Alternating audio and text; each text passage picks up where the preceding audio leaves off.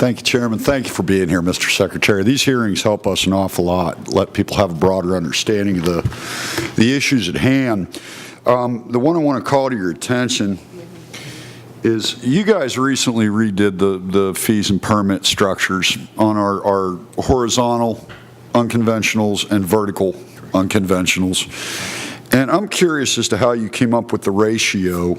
And I'm trying to find that number right now. I wish I had the chairman's accounting skills. How did you come up with $5,000 for a horizontal well and $4,200 for a vertical? There's a gigantic discrepancy in the size of those things. Just wondering, could you share how'd we get there? Is this but it's not for unconventional. A horizontal output's about 10 times more gas than a vertical. These are the permit fees. Yeah, yes, and that's a good question. I'm going to ask Jeff Logan to answer that because I don't want it to be misconstrued in terms of how we arrived at those numbers and how they relate between the unconventional industry versus the conventional industry, because I think there's been some confusion. Please. Yes, just to build on the Secretary's comments, we tried to really do a cost accounting of our time on how much time it takes for our staff to review various types of permits. And while certainly the length of an unconventional horizontal the length of that drill is longer than just a vertical touching the Marcellus. The overall time it takes to review one or the other is not that much different. It still takes longer time to review the horizontal, but it's not like a function of in feet, if you will. So we took our best shot at looking at our costs, looking at our time it takes our permit reviewers at our various regions, and then applied those costs plus the indirect costs associated with maintaining the oil and gas program to come up with that number. And then we had to make an assumption on the number of units, the number of permits that we anticipate. And so we took a conservative approach of about 2,200 permits per year, so 2,200 units of the unconventional horizontal at $5,000 per permit. We took another estimate on the, and it's a much lower number, it's maybe 200 Marcellus vertical permits, but and then the rest being the conventional. Those dollars, those fees associated with that represent about 2/3 to 3/4 of the overall revenue stream to support the oil and gas program. I just want to remind the oil and gas program is supported solely on permit fees, fines, and the $6 million per year received through Act 13 with the Marcellus Fund. Well, thank you for that answer. I think you just used the same word in two different contexts, and you got them both. No, this isn't based on feet. This isn't based on running linear 9 square mile fully deployed horizontal development. This isn't based on 8,000 feet one direction, 8,000 feet another direction, 8 times like a horizontal does, which outputs that great amount of gas. A vertical horizontal well goes straight up and down. You frack it once.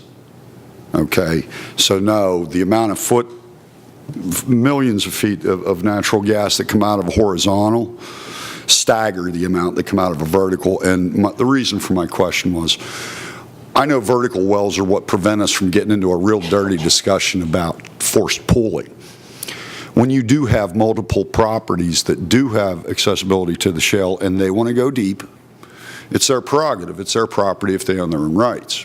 That's where verticals prove their worth. If you have somebody in between that doesn't want anything to do with it, that's their property too, and they should be able to stop that.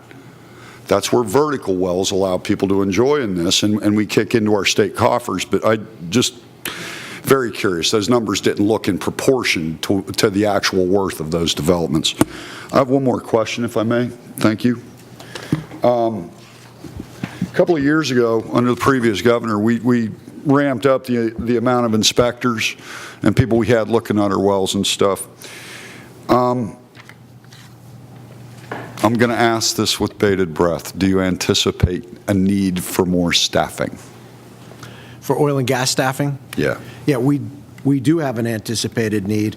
We will add, with this increase in well permit fees, the one that's been proposed and it's moving through final approval now, we anticipate hiring approximately 36 more positions in the oil and gas program. Not all of them will be field inspectors.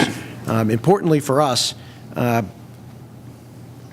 we will hire a significant number of the 36, assuming we can fill all 36 positions. Some of that will depend, and again, this is well permit fees, so as long as the fee increase and the number of permits remains constant, we should be able to hire 36 people. We'll hire some additional inspectors. That will give us, quite frankly, more inspectors than the state of Texas, which has 9 times more unconventional wells. That is, and I'm very happy about that. I want us to have as many inspectors in the field as possible. We need to also hire as an agency. So from my perspective, looking down as the secretary, I have people in the air quality program and in the water quality program that are helping with oil and gas operations because of their expertise. I need to hire, some of those new 36 positions need to be air quality specialists, water quality specialists in the program specifically, so that the men and women that are working in our air quality program and our water program can refocus on the work that's already there in those programs. So we're looking forward to this increase in well permitting fees to give us the ability to grow that our oil and gas program. As the industry continues to evolve in Pennsylvania, we need to make sure we continue to evolve too, so that we're properly regulating it and we have enough people in the field to do so. That's perfect, Mr. Secretary. That's the direction we want to go. Is it fair to assume that Pittsburgh is going to get some of these inspectors that, should anything go wrong, like in a Greene County or any other theoretical place, that they'd be able to scramble emergency crews? Well, we'll have, we're taking sort of this, in this whole process in terms of adding complement, we're using what I call a bottom-up approach. I've challenged our bureau directors and our regional directors to identify for us where they need the additional staff. We can tell by metrics where we think we need them, but I want to make sure that we're reducing stress points in each of the regions, and if that's emergency response staff or oil and gas staff, we're the same. We're going to have them make their business case to us so that as we expand, we're doing so strategically, that we're using every tax dollar appropriately. So, yes, you can expect there'll be more people in our Southwest office, more people in our Northwest office, and more people in our North Central office. I can't tell you exactly the breakdown position by position yet, but that's where you'll see probably most of that growth. Well, with the events in Greene County at the Chevron well, and I've had constituents call who are less than happy with the response, but I wanted to tip my hat to Undersecretary Santana. We actually had one of those pop up last night, where a fellow living next to a well suspected a leak, and he was given some answers out of the field office in Pittsburgh I didn't feel were entirely accurate, but I'm real happy to say Undersecretary Santana straightened those out this morning. Good. Thank you. Thank you, Mr. Chairman.